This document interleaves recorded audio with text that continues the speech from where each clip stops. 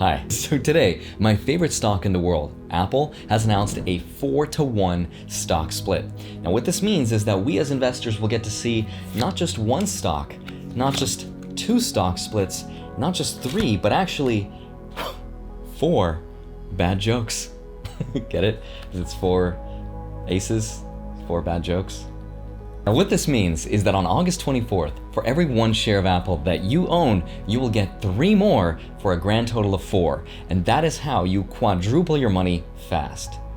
Is what I would say if I wanted to pump the Apple stock, but in reality, it's actually kind of a non-event. Apple has done this at least 4 times before in the past because historically, they like to keep the stock price at around $100 because psychologically it's easier to see 100 and think that's cheap than see $400 and not invest at all. So they want to generate that buzz and that excitement because even though we have fractional shares, nobody knows what that is because they don't watch finance videos like this because they think they're boring. And they're right, they are. So I don't even know why you're watching this video. So the question here is, should you invest and buy Apple stock? Yes, you should, but not just because of the stock split, but because it's a great company. Because there's a lot more to investing than just that, which is what I want to talk about right now. Let's begin.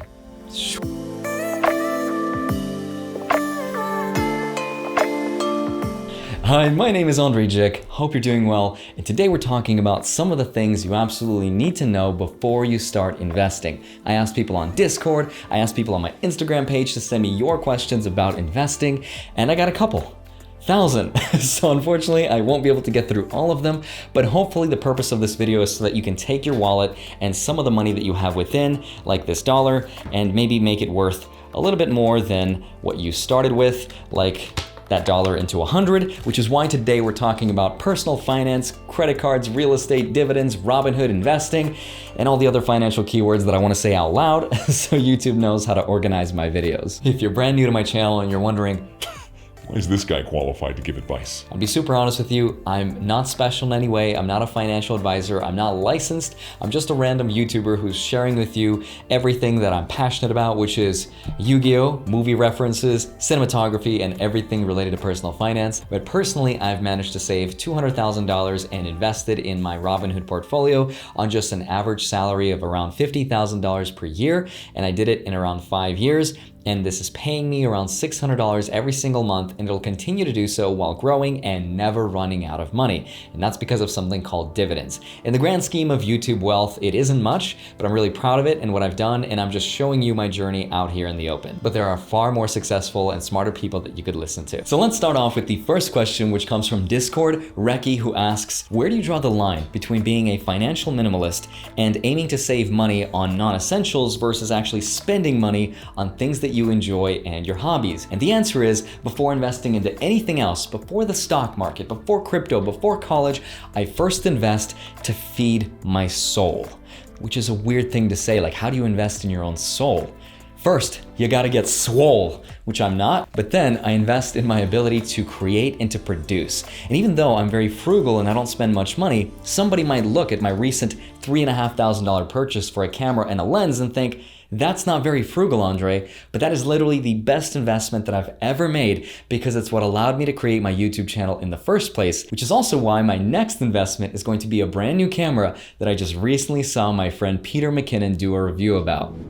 My friend Andrei Jikh has this thing called the Spring of Life. I gave him the name because it just sounded fitting. He's got the best card spring ever. It's kind of like that, just like way better. Oh, that was a good one. Let me show you what the Spring of Life should actually look like.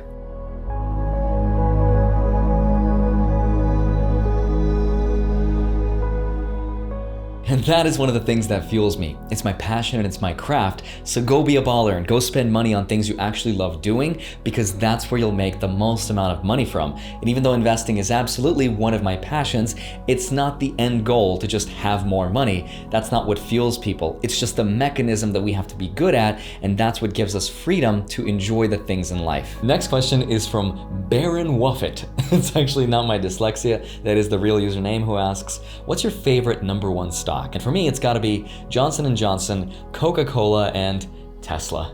No, I'm just kidding. Even though that's great, my number one favorite is Apple. Huge cash position. They can pretty much buy out any other company on Wall Street. They pay a dividend, it's growing, and I think long term I'll do really well with it.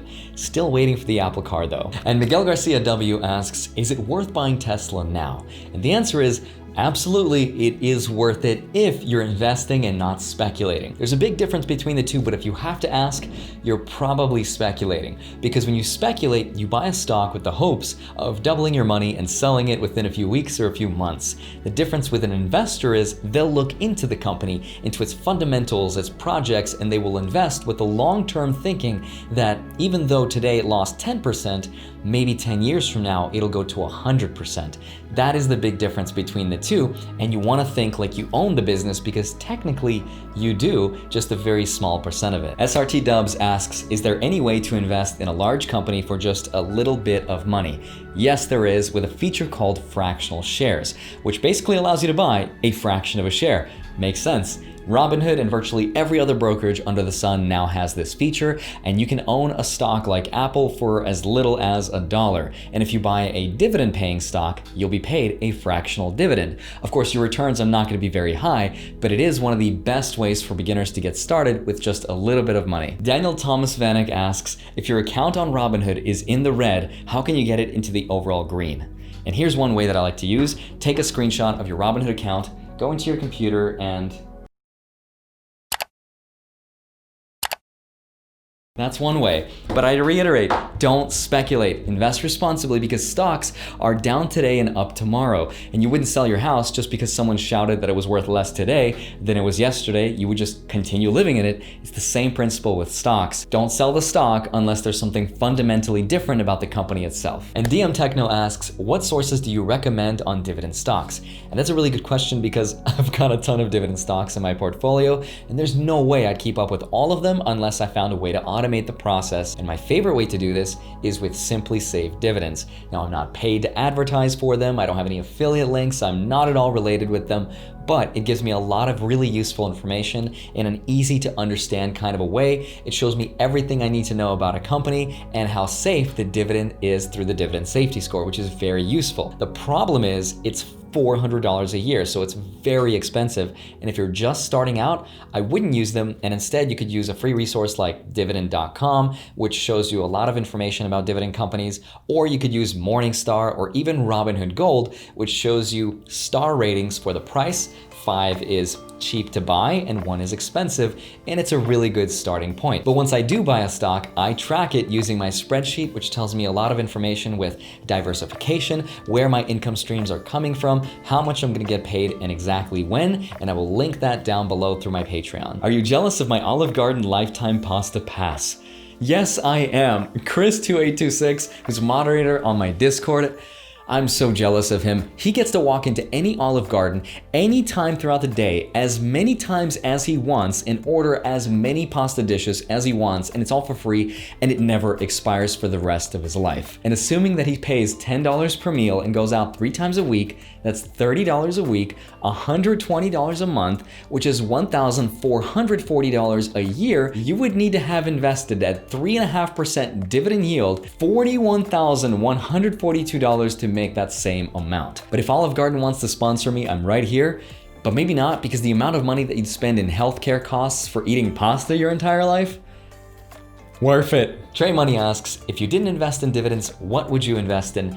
Really great question, because if I already invested in myself, the next thing I would do is real estate investing, which has a huge advantage if you have the time to learn it and get good, which unfortunately I don't have the time. So instead, I invest in REITs, which are real estate investment trusts, which are companies that lend their office buildings or their properties to larger corporations. So for example, the next time you walk into a Coca-Cola or a Disney store or a Walmart, usually they don't own that building itself or the property that it's in. Instead, they rent it from these REITs, and I get paid a dividend. The downside is that dividends from REITs are taxed at ordinary income rates, not at dividend qualified rates, which in some cases can be tax-free. On that same note, Jerry Diehard asks, do you invest in real estate? And if not, do you plan to in the future? And to elaborate, in addition to the REITs that I invest in, I also use an app called Fundrise.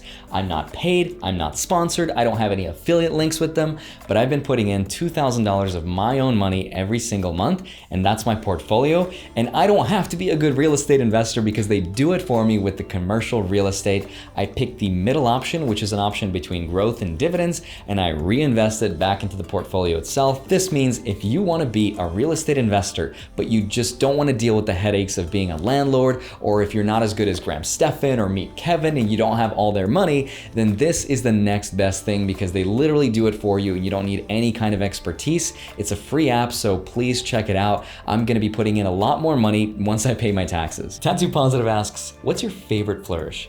It's definitely the spring. And if it's not the spring, it's definitely cylinder, which looks like that. And if it's not cylinder, then it's definitely the thumb propulsion, which looks like that. It's not really investing related, I'm just showing off, but it's sort of investing related because I learned this skill and I made money from it.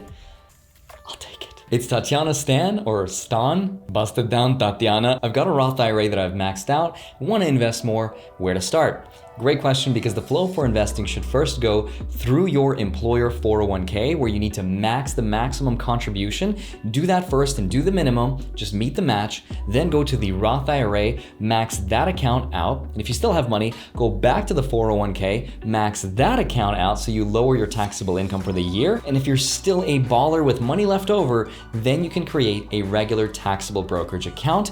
That's if you want to retire in your 60s, the traditional age. But if you want to invest in dividend stocks, just keep them inside the Roth IRA to avoid those taxes. Are there any moves to hedge against the potential US dollar weakness aside from basic diversification? There is a method, but if I tell you, you're just going to think I'm shilling. But I do this by investing in cryptocurrency, but you can also achieve similar results by investing in gold. I won't tell you specifically which investments I have because I already made a crypto video specifically dedicated to shilling, but I will say that it starts with B and ends in Ethereum. No, but I do own both. They're like the blue chip stocks of crypto. Wilfredem2 asks, what should be the proper allocation percent for retirement/investment cash? How much should you save versus how much should you invest? When it comes to your retirement accounts, you should always max those out first. And then I invested the rest of my money, 95% of it, into the stock market, which was $2,000 a month. And all I had was about $5,000 in my checking account, and that was it. That was my 3 to 6 month emergency fund, which was enough to cover my rent, my food. In case I lost my job, I would survive long enough to find another job,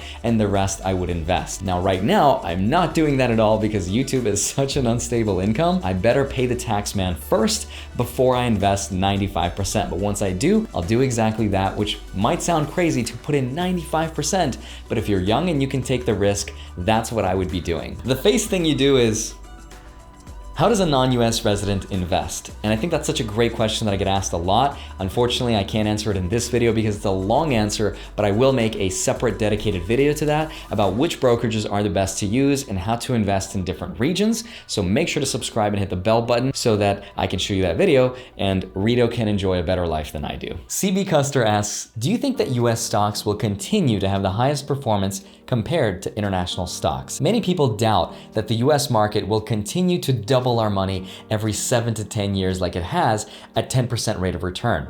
Instead, it's going to be a 4% rate of return, doubling our money every 18 years for the next potentially few decades. But if I had to bet my money, and I kind of am, I'd still bet on the US market. But if you disagree and you want to buy international stocks and you're not sure which ones to buy, you don't actually have to pick one. You can just buy something like the IXUS and you own the entire international market with this one ETF. Shank21 asks, what do you think is the next big investment sector? Is it 5G, AI, internet ETFs, renewable energy? And that's such a great question because you also have to know which company would hold the majority market share of that technology, which is almost as tough as being blindfolded, throwing a playing card at a banana to try to slice it in half while you're hanging upside down or trying to win the lottery. It's basically impossible. I don't know what's going to happen tomorrow, but I do know what's going on today. That's why I don't chase companies like Tesla or tech companies in general, because I try to be a contrarian and buy the opposite of what the crowd is doing. And I know today,